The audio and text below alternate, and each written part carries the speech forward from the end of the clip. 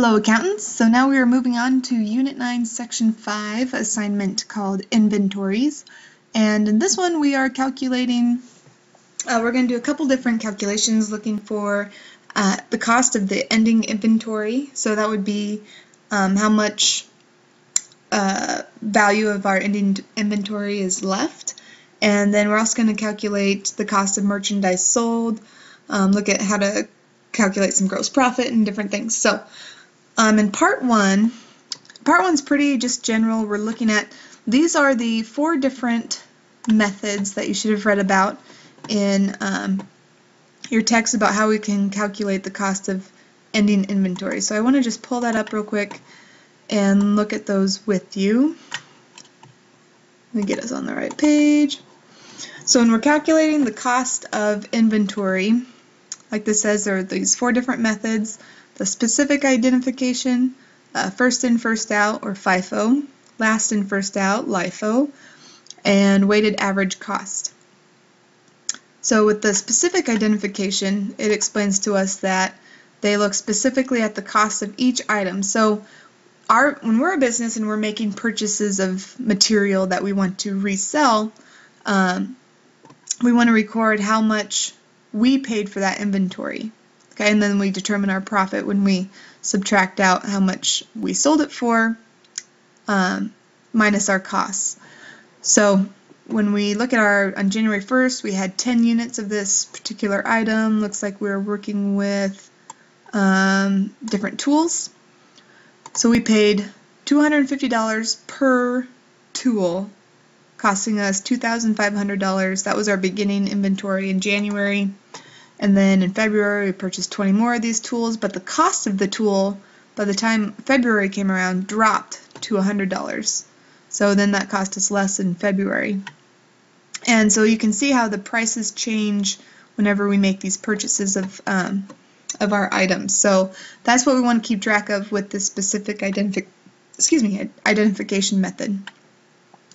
And then the first in, first out method, I think that's the next one. In this one we assume, I think we've talked about these first in, first out, and last in, first out before, but if not, that first in, first out just assumes that the items that we purchased first will be the first ones we sell. So if we've made all these purchases and we're gonna sell the ones we bought in January 1st, and then we'll sell the ones that we bought in February, and so on. So we kind of sell them the order that we received them. And the next method, last in, first out, is the opposite. So we want to sell what came in most recently. So we'd be selling from this March pile and working our way back if we had units left over still. So that's the last in, first out method. And then weighted average cost just looks at kind of the average of the units that you have left and determines an average cost of what you have left over. So let's look at that in these assignments here. In part one, part one's pretty basic. It's just we're going to this first part here shows us the cost of ending inventory for click cameras. So this is all dollars, just in case you weren't aware. And so this is the amount of product that we have left over, the amount in dollars, or the value of the product we have left over. And then down here, which is also in dollars, we have net sales for click camera being $53,874.92, and we had purchases available for sale of $57,621.31. So now we need to calculate. What we're going to be calculating is the cost of merchandise sold. So we want to find out of all the merchandise we sold, how much did we pay for it? What was the cost to our company for that merchandise that was sold? So in this first part, we just need to look at the purchases that we made that were available for sale, and then we just need to subtract whatever we have left. So it's pretty simple. It says purchases available for sale.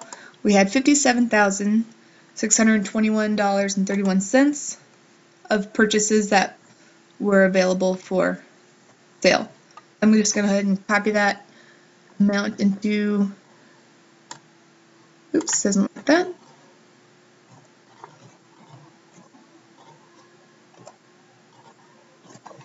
I'm just going to copy that amount into all of these.